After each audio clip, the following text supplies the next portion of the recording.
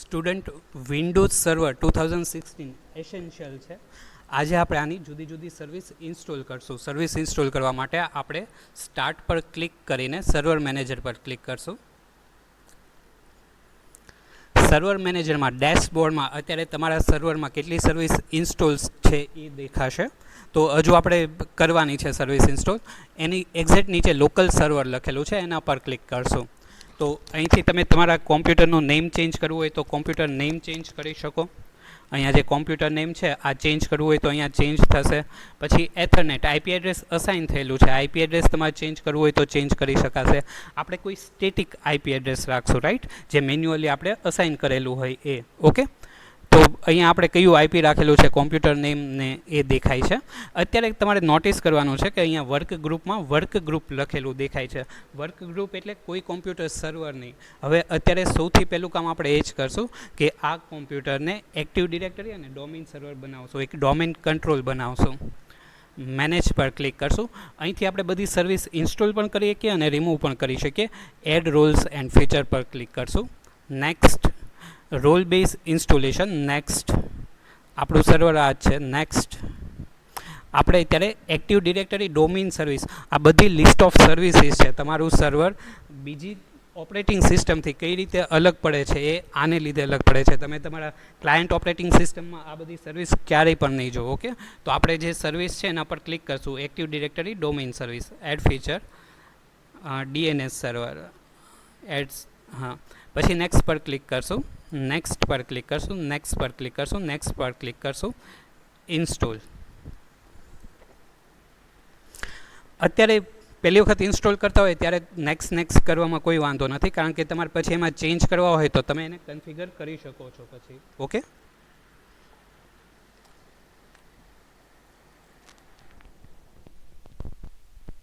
Student અહીંયા feature installation અહીંયા સક્સીડેડ દેખાડે છે, પણ અહીંયા એક ક્લિક કરેલું છે કે promote this server to a domain controller. તમારે આને ડોમેન કંટ્રોલર બનાવવાનું છે. તો કે હા, યસ, એના પર ક્લિક કરશું આપણે.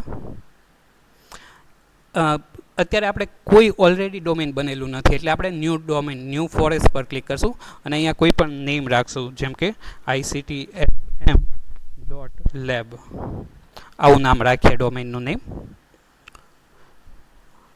આપણે ડોટ કરીને ડોટને એડ સાથે નેમ રાખશું. પછી નીચે નેક્સ્ટ પર ક્લિક કરશું. નેક્સ્ટ.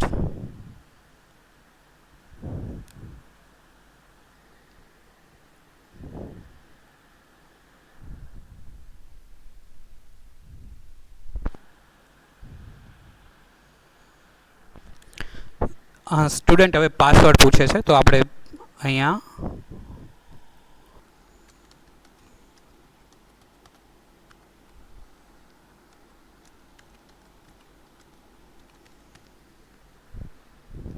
નેક્સ્ટ પર ક્લિક કરશું.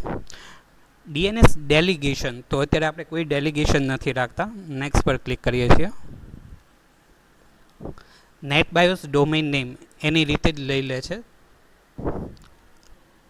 જે આપણે ICTSM રાખ્યું હતું ICTSM.lab તો એ ICTSM દેખાય છે. નેક્સ્ટ પર ક્લિક કરશું.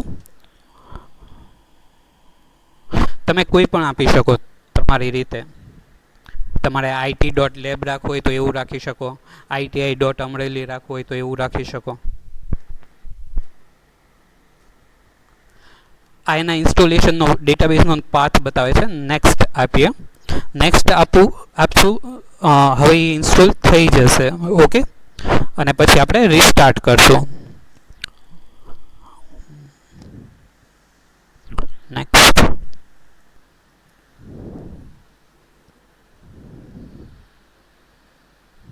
હવે આપણે ઇન્સ્ટોલ પર ક્લિક કરશું. ઇન્સ્ટોલ થયા પછી આપણે એક વખત રીસ્ટાર્ટ કરશું અને રીસ્ટાર્ટ થયા પછી આપણે જોશું કે શું લોગિન થતી વખતે લોગિન સ્ક્રીનમાં શું ફરક પડે છે.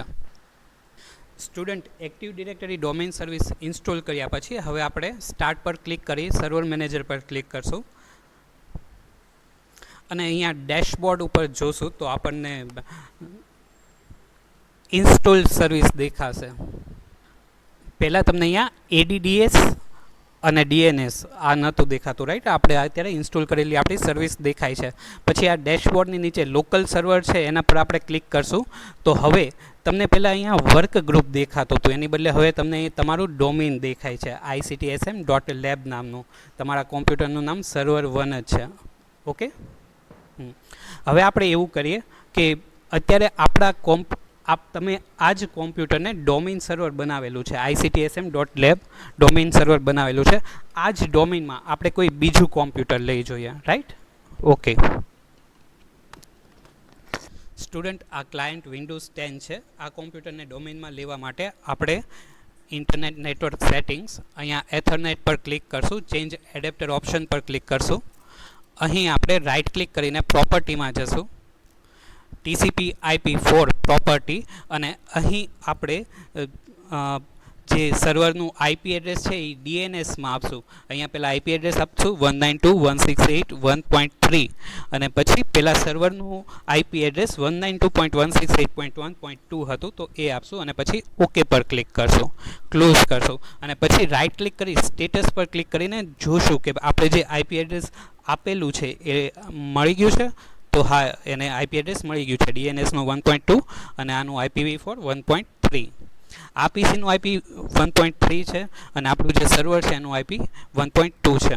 ઓકે, પછી આપણે માય કોમ્પ્યુટર પર રાઇટ ક્લિક કરશું, પ્રોપર્ટીમાં જશું, અહીં આપણે એડવાન્સ સિસ્ટમ સેટિંગ પર ક્લિક કરશું, કોમ્પ્યુટર નેમ પર ક્લિક કરશું, અહીંયા ચેન્જ કરશું. કોમ્પ્યુટર નેમ EMG છે એનો મને વાંધો નથી, પણ હવે મારે વર્ક ગ્રુપમાં નથી રહેવું, મારે ડોમેનમાં રહેવું છે અને મારું ડોમેનનું નામ છે ICTSM.lab. ઓકે, અને હું ઓકે પર ક્લિક કરીશ. યા એ મને યુઝરનેમ પાસવર્ડ પૂછે છે. મારો યુઝરનેમ હતો administrator tab.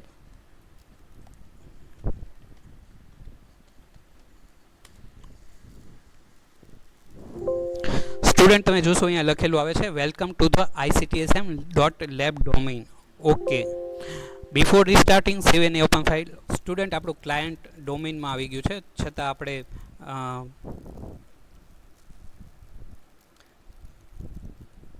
પ્રોપર્ટીમાં advance system setting, computer name છે ચેન્જ. અહીંયા જોશું ને તો તમને હવે ડોમેન સિલેક્ટ થયેલું દેખાશે, ICTSM.lab. ઓકે ઓકે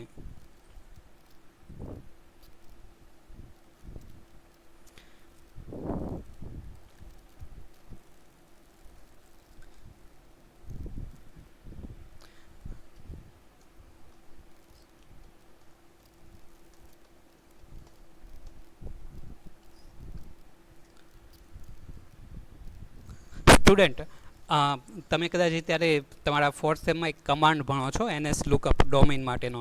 તો NSLOOKUP અને પછી તમે ડોમેન નેમ લખશો તો તમારા ડોમેનનું જે IP એડ્રેસ છે ને એ આવી જશે, રાઈટ? તો આપણે ICTSM.lab આવું નામ કોને આપેલું છે તો કે 192.168.1.2 કોમ્પ્યુટરને. ડન? ઓકે.